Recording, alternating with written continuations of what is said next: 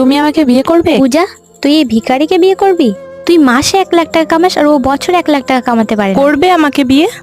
এইসব কি হচ্ছে? তুই একটা লেবারকে প্রপোজ করছিস আর ও পালিয়ে তুমি যাচ্ছে। কি ওর ঘর চেনো? হ্যাঁ ম্যাডাম। আমাকে ওর বাড়িতে নিয়ে চলো না গো প্লিজ। চলুন ম্যাডাম, ওই তো। তুমি এখানে চলে এসেছো? কতদিন পালাবে? তুমি কেন এসছো এখানে? তোমাকে বিয়ে করতে। তুমি কেন করবে বিয়ে আমাকে? কি আছে আমার? আমি নিজের পেটটাই চালাতে পারি না। মনে হয় তুমি ভুলে যাচ্ছ।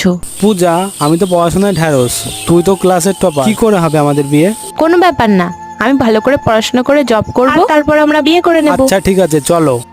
ছোটবেলার কথা আলাদা ছিল, তখন আমি কিছু বুঝতাম না। তখন তো বাচ্চা ছিলে, কিন্তু এখন তো বড় হয়েছে। তাহলে 3 বছর আগে কেন পালিয়ে এসেছিলে বাড়ি ছেড়ে? জীবনটা চালানো খুব কঠিন, নিজের পেটটা চালানো খুব কঠিন, একটা ভালো কাজও পাচ্ছি না। আরে কমসে কম বলে তো আসা উচিত ছিল তোমার। তুমি চলে আসার পর আমি আর তোমার ফ্যামিলি কত চিন্তায় ছিলাম, তুমি সেটা জানো? আর তুমি টাকা না কামালে আমার কোনো প্রবলেম, তুমি বাড়িতে থাকবে আর আমি কাজ করে টাকা কামাবো। আমি তোমার জন্য বুড়ো বয়স অব্দি ওয়েট করতাম আর তোমাকেই বিয়ে করতাম।